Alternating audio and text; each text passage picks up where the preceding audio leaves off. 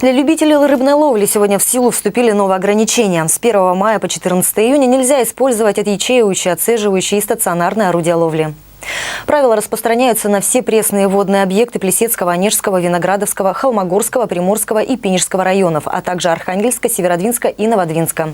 Сейчас рыба образует скопления и совершает нерестовые миграции. Применение сетей, неводов, бродней и других ловушек может нанести значительный урон рыбам-производителям и снизить количество потомства. Новые ограничения помогут обеспечить благоприятные условия воспроизведения весенне-нерестовых рыб, а это щука, окунь, язь и лещи.